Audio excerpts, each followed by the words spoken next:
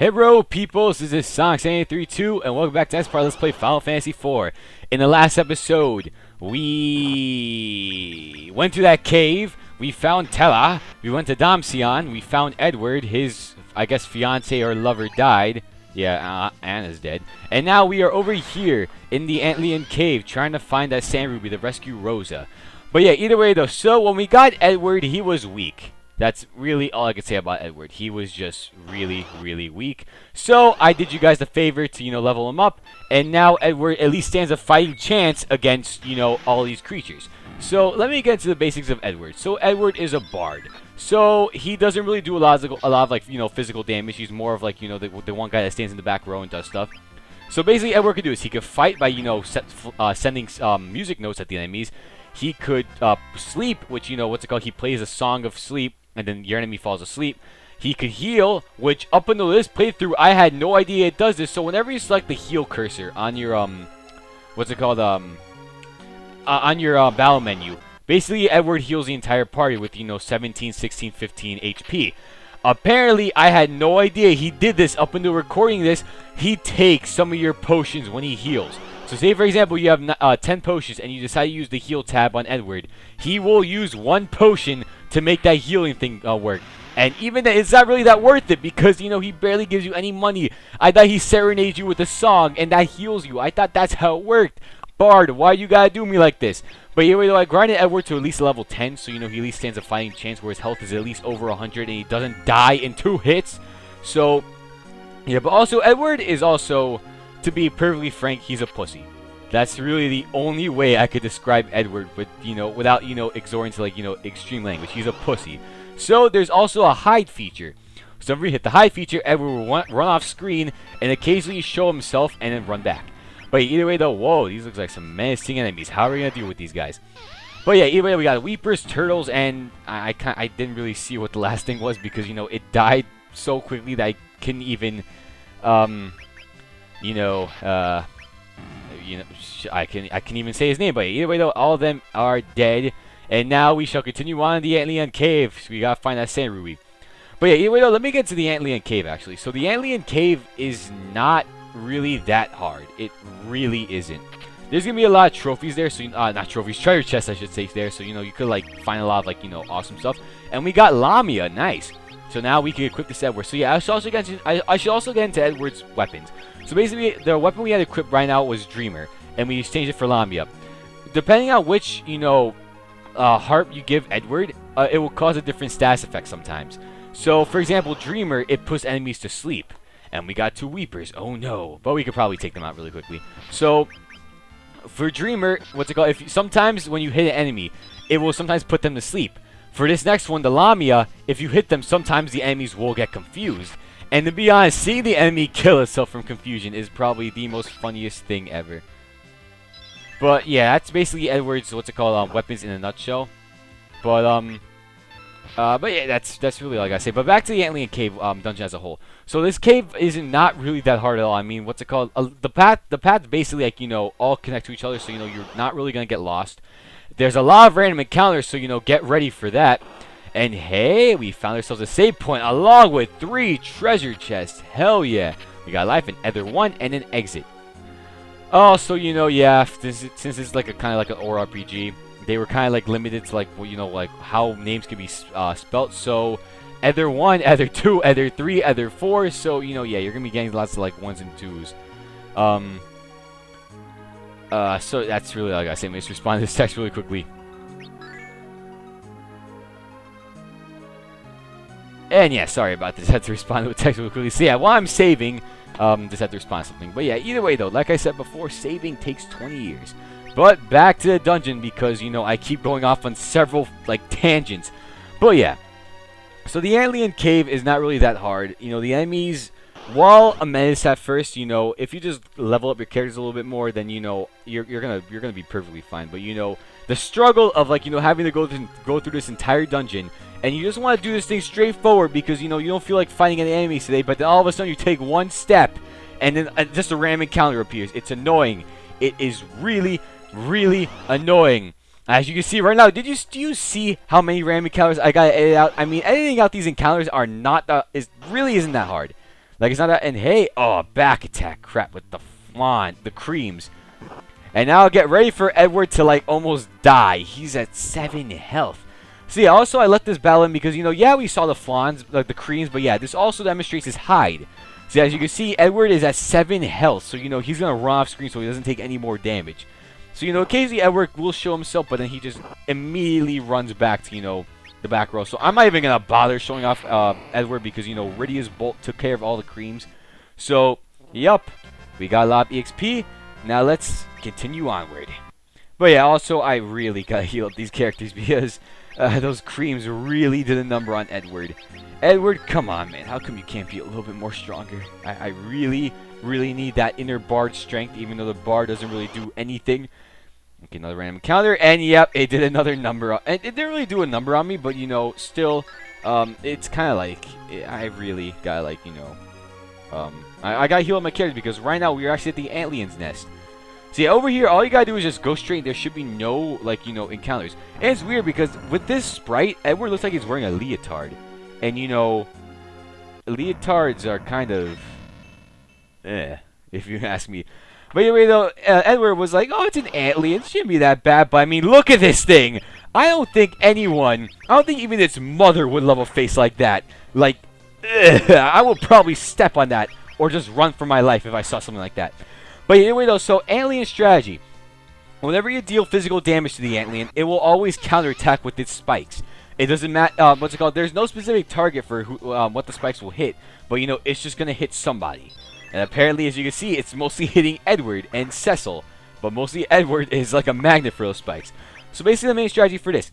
Have Cecil and Edward deal physical damage.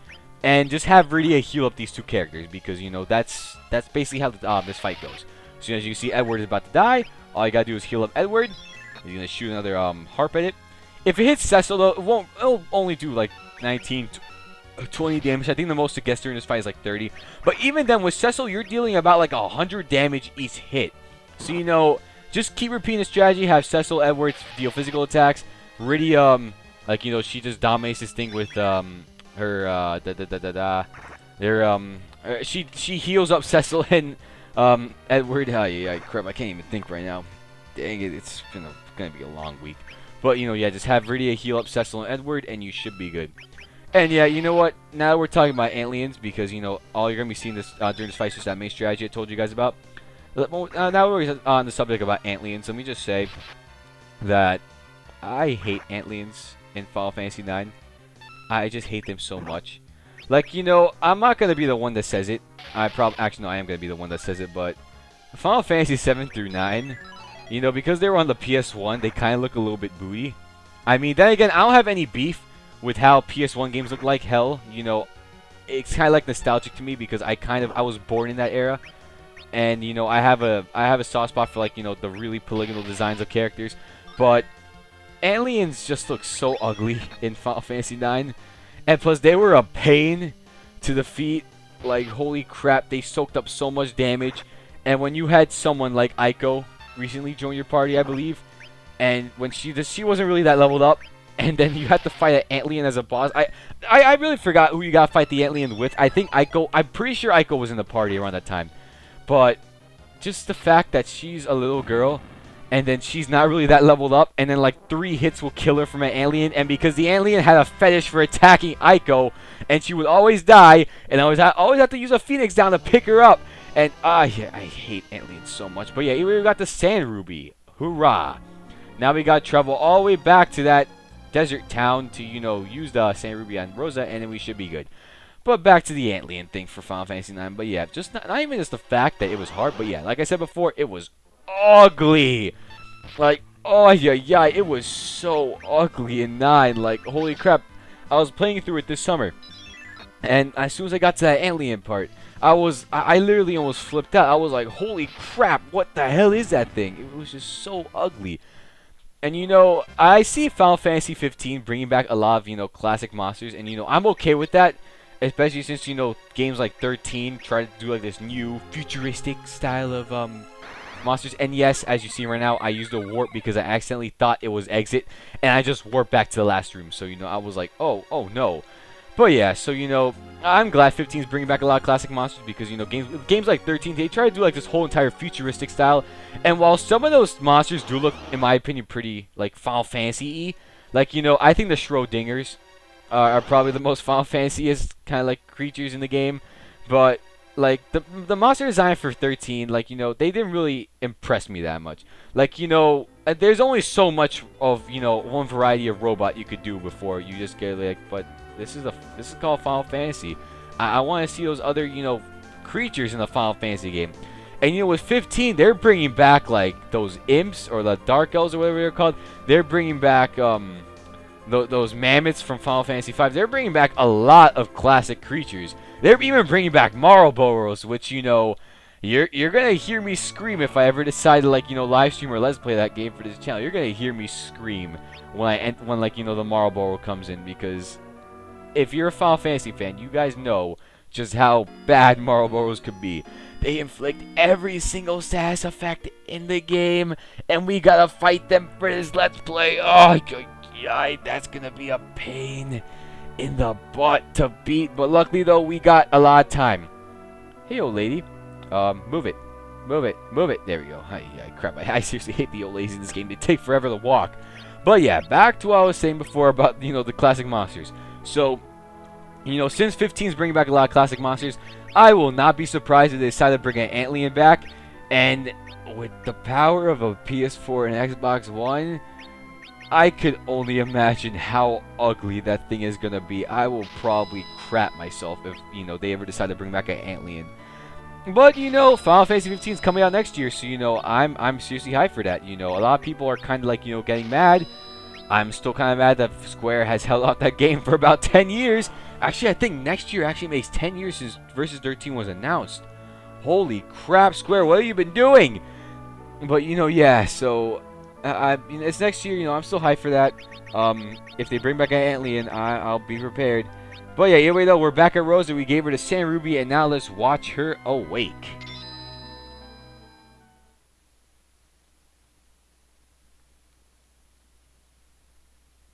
Yay, she woke up. Yeah, she's looking at Cecil. Yeah. Oh, apparently Golbez is a new captain for the Skywing, for the Red Wings, or I forgot what they were called. I think they were called Red Wings, but yeah. So apparently now Golbez is the leader of them, and so he might be corrupting the King of Baron. But yeah, here we go. Now we gotta head to Fabul.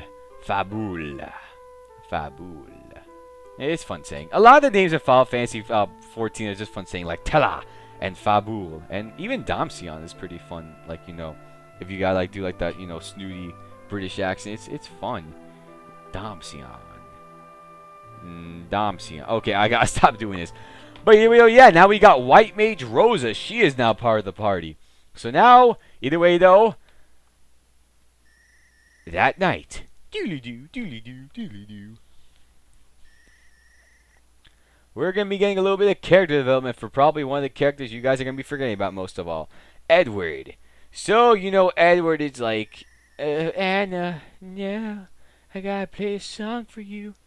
Yeah, he's just, he's expressing his emo side. But then wait a minute. Out of the sprite flickering comes, wait for it. Wait for it. Wait for it.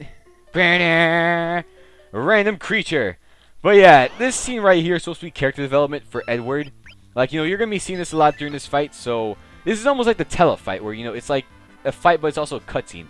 So you have the spirit of Anna watching over Edward, and she's like, she's basically telling Edward that, he has to forget about all of his, inner pain of Anna dying and just, help Cecil save the world from Golbez and whoever else he has to fight. So yeah, this is supposed to be character development for Edward, but to be honest, it doesn't really do a lot in terms of gameplay. Like, I think, keyword I think that, after this scene, if Edward still takes a lot of damage, this guy will still run away like a pussy and just, hide.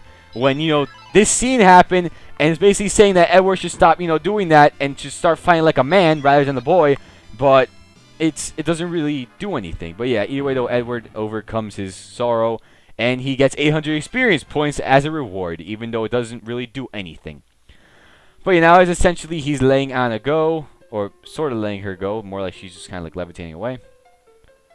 But yeah, now she's telling us we gotta, save the crystals, and that she loves him, he loves her, but she did.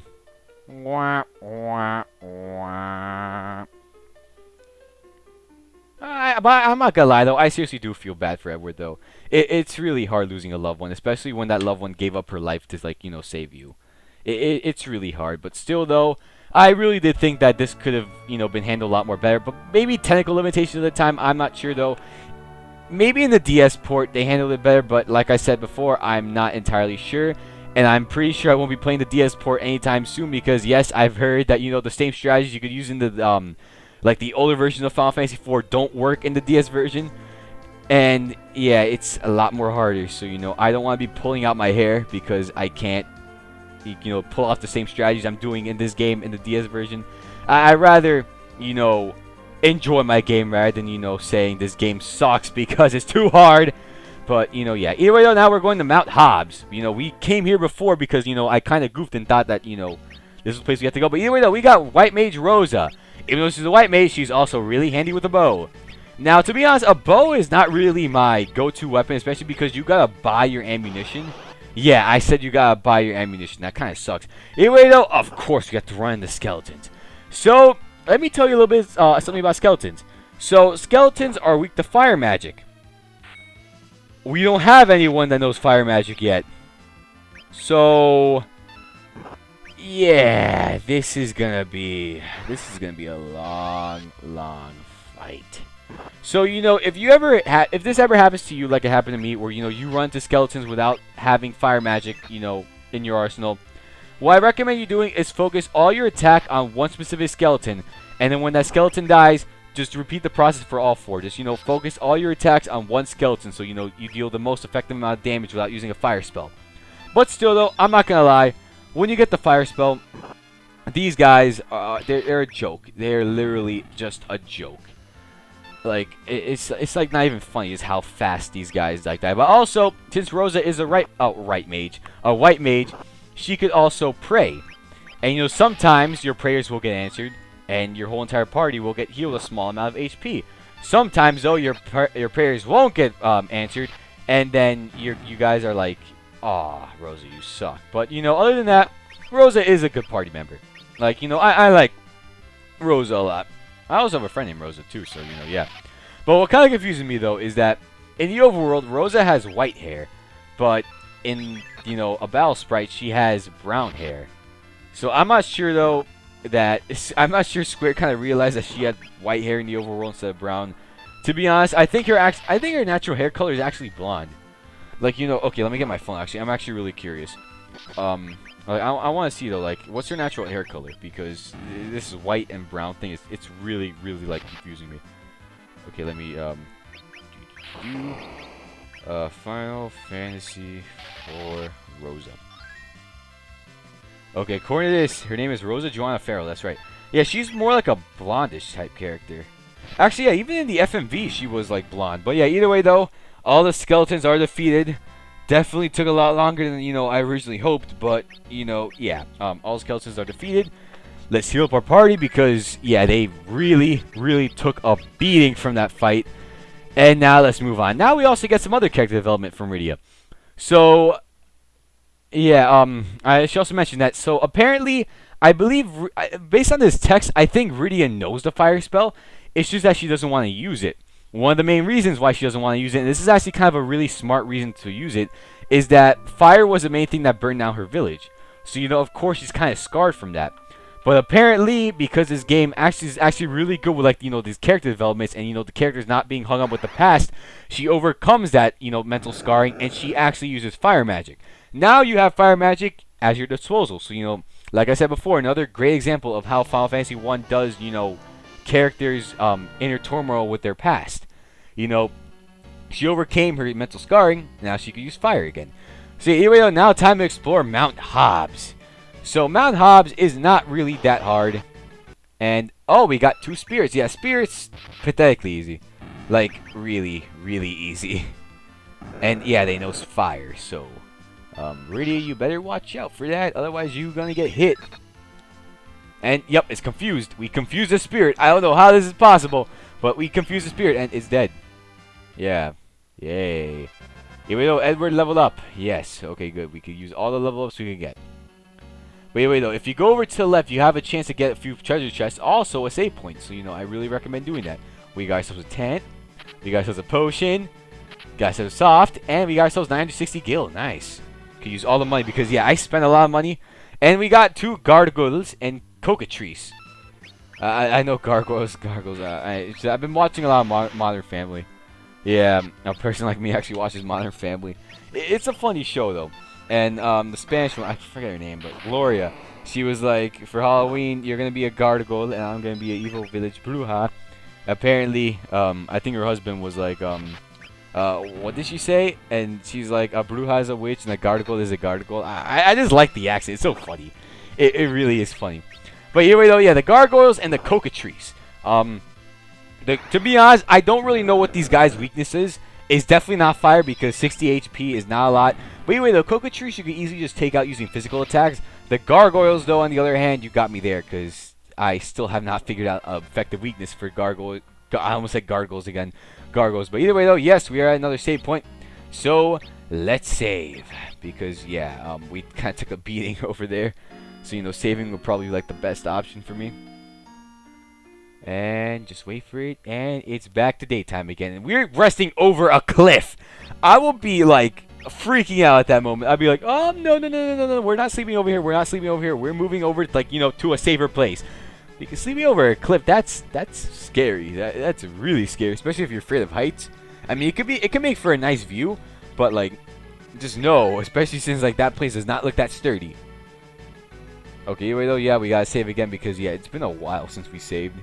So saving would probably be like the best option for like all of us. Yeah. And now we're off again. Oh, dang it. Oh, come on, you saw that. I only took 1 step, but yeah, now we got 3 cocatrices. Like I said before, cocatrices are not that hard, but when you gotta deal with 3 of them, that's a really hefty price to ask for. Lucky though, 1 cocatrice is dead. Now we got 2 more. So like I said, just keep wailing on them with physical attacks. And yeah, let me also talk about Rosa's archery. She could use a bow and arrow, but she's not 100% accurate with that thing, if that's the best word for it. She will miss a lot. But on the bright side, when she actually does hit her target, it hits for a lot of damage. So I'll gladly accept that. I like when if you actually like hit your target, it's a lot. And hey, Rosa level up, and she learned life 1. Nice. Now basically we don't really need lives, but still I like to have lives.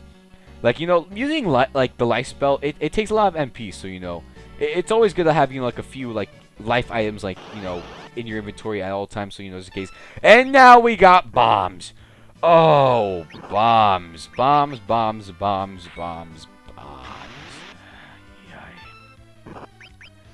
Ugh, crap. I hate bombs so much. I hate them so much.